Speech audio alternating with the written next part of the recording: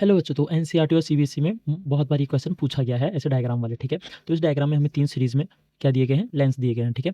और चलो इन लेंस को, पहले वाले को लेंस 1, 2 और 3 का नाम दे देते हैं, ठीक है। तो पहले लेंस के कारण जो प्रतिबिंब बनेगा वो हमें निकालना है। तो पहले वाले लेंस के लिए हम क्या लिख सकते हैं, लेंस 1 के कारण बनने वाला प्रतिबिंब, इसे लिखेंगे 1/v1 minus 1/u1 equal to 1/f1, जो हमारा लेंस का नॉर्मल सा फॉर्मूला होता है, हमने वो लिखा है, ठीक है। तो इसकी जगह वैल्यू अगर पुट करेंगे तो 1/v1 माइनस का 1 अपॉन माइनस का 30, क्योंकि ऑब्जेक्ट हमेशा लेफ्ट साइड होता है और ये क्या हमारे पास उत्तर लेंस है, तो उसके लिए फोकस क्या आएगा, प्लस में 1/10। आगे इसको सॉल्व करेंगे, 1/v1 इक्वल टू 1/10 माइनस का 1/30, सॉल्व करेंगे तो 1/v1 इक्वल टू क्या आएगा, 3 माइनस 1/30 आ जाएगा। और सॉल्व करेंगे तो 2/30 और 1/v1 इक्वल टू क्या आएगा हमारे पास, 1/15, जिससे हम कट करके v1 इक्वल टू 15 लिख सकते हैं, ठीक है।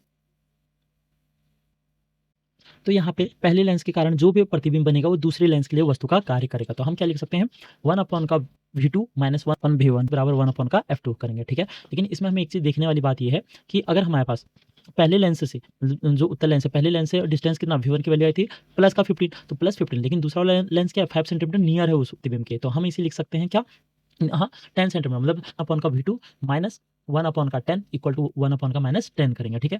क्योंकि लेंस हमारे पास अवतल है तो इसलिए फोकस माइनस का आएगा। अब इसको तो हमारे पास क्या आएगा, 1/v2 इक्वल टू 0/10, ठीक है। और इसे अगर सॉल्व करेंगे तो क्या आएगा, भिन्न पलटने पे हमें मिलेगा v2 बराबर 10/0, जो कि आता है कि ना, इन्फिनिटी आता है, ठीक है। तो अब ये इसका मतलब क्या है कि लेंस, दूसरे लेंस के कारण जो प्रतिबिंब बनेगा वो कहाँ बनेगा, अनंत पे बनेगा। और यही अनंत पे बनने वाला प्रतिबिंब क्या होगा, लेंस 3 के लिए वस्तु का कार्य करेगा, ठीक है।